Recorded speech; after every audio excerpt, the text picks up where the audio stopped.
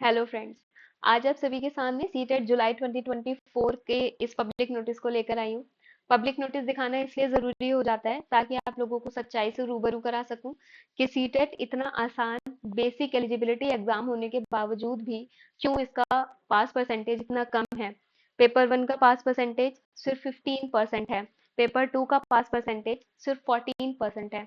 क्यों ऐसा है कि इतना आसान एग्जाम होते हुए भी इसका पास परसेंटेज इतना ज़्यादा कम है, बच्चे नहीं पास हो पा रहे हैं और बाद में फिर सबको नेगेटिविटी आती है कि क्यों मेरा सिर्फ 1 नंबर से रह गया, 2 नंबर से रह गया। उसका रीज़न है कि हम लोग बहुत सारे यूट्यूबर्स को फॉलो करते रहते हैं, अलग-अलग टेलीग्राम चैनल्स का हिस्सा बने रहते हैं, इस उम्मीद में कि शायद इन चैनल्स का हिस्सा बनने से, इन वीडियोज़ को देखने से ही हमारा पेपर अपने आप पास हो जाएगा। नहीं, ऐसा नहीं है। मेरा खुद का ही एक्सपीरियंस है। मैं इस बात को बहुत विश्वास के साथ कह सकती हूँ कि अगर आपने सिर्फ एक किताब उठा ली है, आप उस एक किताब को पढ़ते पढ़ते भी अगर एग्जाम देंगे, लास्ट दिन तक आप रिवीजन करके और फिर देकर आइए एग्जाम, आप जरूर पास होंगे। मैटर नहीं करता आपने 5,000 वीडियोस देखी है, मैटर नहीं करता आप 100 टेलीग्राम चैनल्स का हिस्सा हैं। आप जितना कम रिसोर्सेज को फॉलो करेंगे उतनी ही अच्छी आपकी एग्जाम स्ट्रेटेजी होगी, क्योंकि आप एक ही चीज पढ़िए, बस उसको बार बार पढ़िए।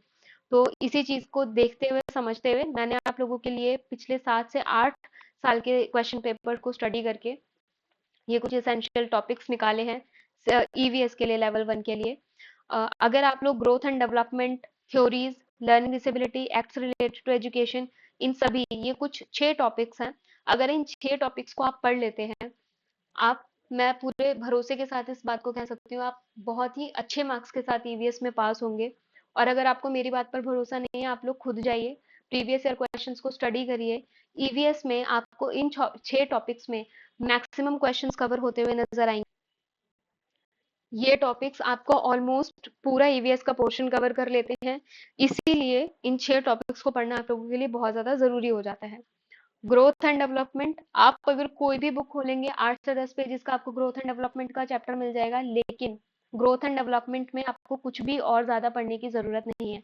ग्रोथ एंड डेवलपमेंट में आप सिर्फ और सिर्फ difference between growth and development पढ़ लेंगे, आप लोगों के लिए सफिशियंट हो जाता है।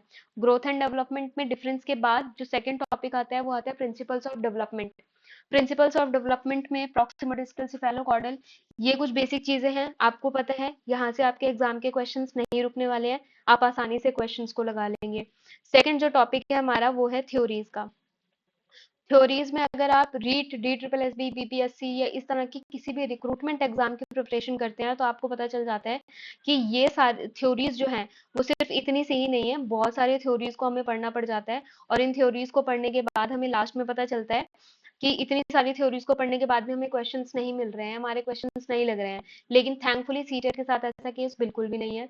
सीटेट में आपको सिर्फ वाइगॉत्स्की, पियाजे, कोलबर्ग, स्किनर, पावलोव और गार्डनर, इन थ्योरीज को आप पढ़ लीजिए। गार्डनर की इंटेलिजेंस थ्योरी पढ़ लीजिए। इंटेलिजेंस थ्योरी में गार्डनर के अलावा आपको मुश्किल से ही कोई क्वेश्चन मिलेगा।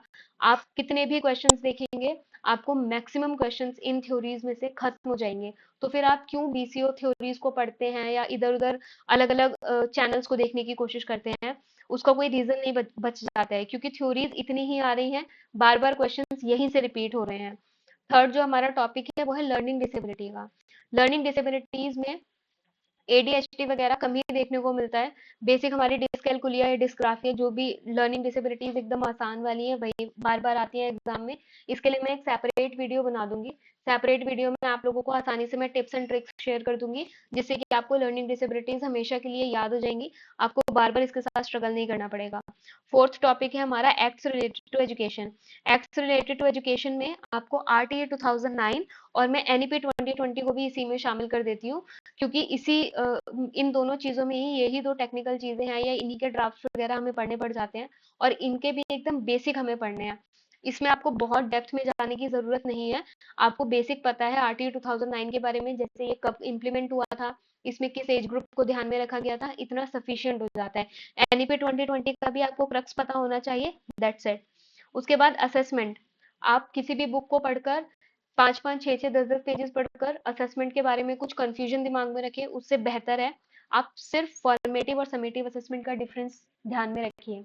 आप देखेंगे ज्यादातर क्वेश्चंस फॉर्मेटिव और समेटिव असेसमेंट से खत्म हो जाता है, तो असेसमेंट का पूरा टॉपिक पढ़ने की आपको कोई नीड नहीं है। आप सिर्फ फॉर्मेटिव और समेटिव असेसमेंट का डिफरेंस अगर समझ पा रहे हैं, आपके क्वेश्चंस यहाँ से सॉल्व हो जाते हैं।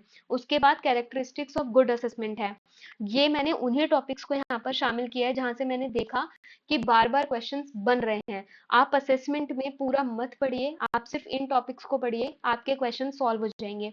उसके बाद इंक्लूसिव एजुकेशन में आप थोड़ी ज्यादा स्टडी कर लीजिए। इंक्लूसिव एजुकेशन के अगर आप किसी भी बुक के पूरे एक चैप्टर को अगर पढ़ लेते हैं 2 से 3 बार, आपकी समझ पक्की हो जाएगी और उसके बाद आपका क्वेश्चन फॉर श्योर गलत नहीं होने वाला है। उसके बाद मोस्ट रिपीटेड कॉन्सेप्ट्स हैं। इन कॉन्सेप्ट्स को मैंने क्यों शामिल किया है, आप देखेंगे कन्वर्जेंट और डाइवर्जेंट थिंकिंग में अगर आपको डिफरेंस पता है, आप इजीली क्वेश्चन 1 नंबर पक्का कर लेते हैं अपना।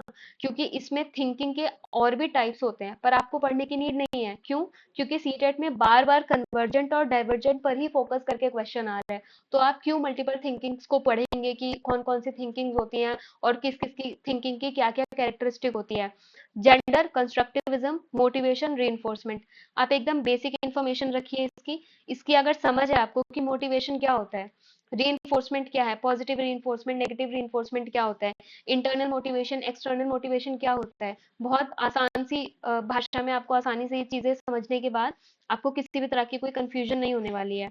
इन सभी टॉपिक्स को मैंने यहाँ पर हिंदी में भी लिख दिया है, ताकि जो हिंदी मीडियम के बच्चे हैं उनको भी आसानी रहे। आप चाहें तो इसका स्क्रीनशॉट ले लें या इसके नोट्स बना लीजिए। आपको यहाँ से काफ़ी क्लैरिटी मिल जाएगी कि आपको ईवीएस में बहुत ज़्यादा कुछ पढ़ने की ज़रूरत नहीं है। इतना पढ़िए जितने से आप एग्ज़ाम में ज़्यादा से ज़्यादा मार्क्स लेकर आ सकें और अच्छे से पास हो सकें, ताकि आप उन बच्चों में ना शामिल हों जो हर बार फेल हो रहे हैं या एक-एक, दो-दो नंबर से बार-बार रह जा रहे हैं। उम्मीद है ये वीडियो आप लोगों के लिए हेल्पफुल रही होगी। अगर आप लोगों को मेरी वीडियो पसंद आई है, तो इसे लाइक करिए, शेयर करिए और सब्सक्राइब करिए। मिलते हैं अगली वीडियो में।